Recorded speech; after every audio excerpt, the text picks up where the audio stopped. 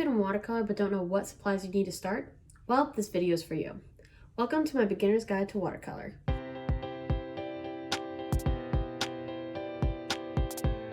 For my beginner's guide to watercolor, we'll be going over 4 important parts that you need to learn to start your watercolor journey. They are supplies, color theory, brush technique, and composition. I'll be posting a new part every Saturday, so make sure you like this video and subscribe so that you can learn everything you need to know to start painting. In today's video, we'll go over paper, paints, brushes, and other various items that you'll need, starting off with one of the most important supplies for watercolor.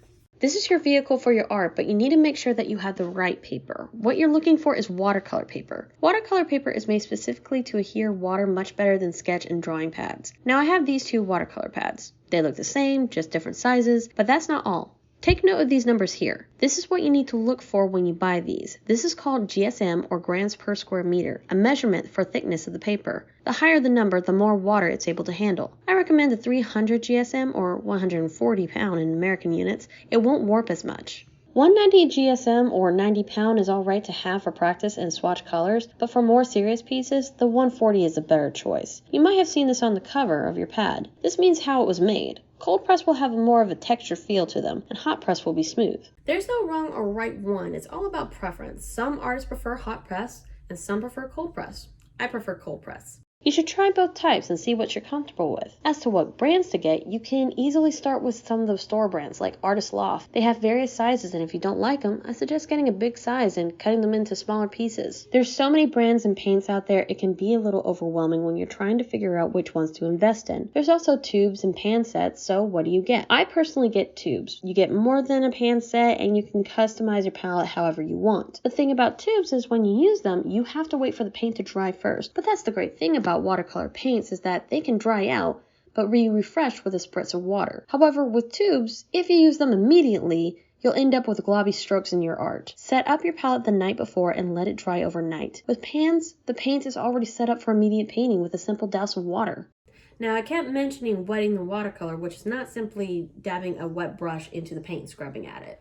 It's letting the watercolor soak in water for about 30 seconds, whether it be from a spritz bottle or, if you don't have one like me, a couple of droplets from a brush to get the pigment saturated. As to the brands, I don't recommend getting the super cheap paints. They're not as vibrant and you'll use a lot of paint for each project. If you're starting out, I recommend Pentel. It's like a stepping stone to professionals, and for the price, it's a good deal. When you are ready to take on professional, there are 3 brands I get recommended a lot: Daniel Smith, Whole Bean, and of course Winsor Newton. I use Winsor Newton because they also have a student grade line that is close to professional without being one.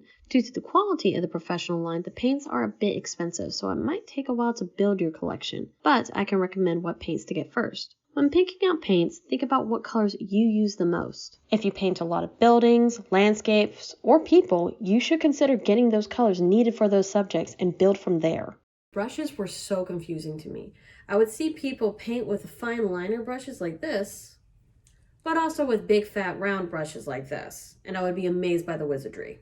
As I pointed out with paper, the brushes should be made for watercolor. They are made with finer hair and even have some brushes made from synthetic hair. Acrylic and oil will have coarser hair and will pick up way more paint than needed for the piece. For beginners, I recommend getting a few round brushes in varying sizes to start with, especially size 6 and size 4. They are very good versatile brushes that hold a good amount of water and can make thin and thick lines. These 2 are always in my kit. I never make a painting without them. Also, I love this big round mop brush for washes. A flat brush can be used, but mop brushes hold so much more water, and I feel like I get the best out of my washes with this brush. I have a few tiny brushes for detailed work, but since they're so tiny, you'll be re-wetting them a lot. I use Royal and Langnickel Zen brushes, which give you a good selection for a good price. They come in a packet with 5 brushes at art stores. And I would say get the one with the big round mop brush. It really is a great tool to have for large washes. I also use Princeton's Aqua Elite brushes, and while I wouldn't say I have a favorite, it's this one. Definitely the number 4 round brush. They are a little pricey, but it's a good quality brush and it doesn't shed. I also have a few extra items I would recommend to help you on your art journey. The first one is masking liquid. This is used to blot out areas that are hard to avoid while painting, like the highlights and waves, stars, and thin lines to make a rim light. This tool does get time to get used to. You will struggle a bit when you first use it, but with some practice, you'll be able to work with it. It's a liquid latex and it can dry fast. It can be a bit thick when you first use it, so be sure to add a drop or two of water. No more than 2. You apply it gently and quickly over areas you don't want paint, and it will give you the illusion of light. And do not use your nice brushes on masking liquid, it will ruin them. A thin layer is more than enough to block a good amount of water and paint, and if you use an old brush, make sure you empty that water cup. The latex glue is in the water and will damage your brushes. Masking tape is almost a must in my kit. I usually tape down my paper. It gives it a nice border and helps with some of the warping. I use painter's tape specifically, the kind that you put on your walls before painting, and it can hold up against a lot of paint and water and has a good adhesive, so it should stay in place. Just don't overdo it with water. When working with more detailed pieces, I always sketch out the composition. I always go light so that the graphite isn't so noticeable once it's finished, but I kind of like the look of seeing the sketch lines through the piece anyway. But if you don't, there are water-soluble pencils, like watercolor pencils. I recommend a red one for warm colors and a blue one for cool colors so that it doesn't dull the color you're putting down.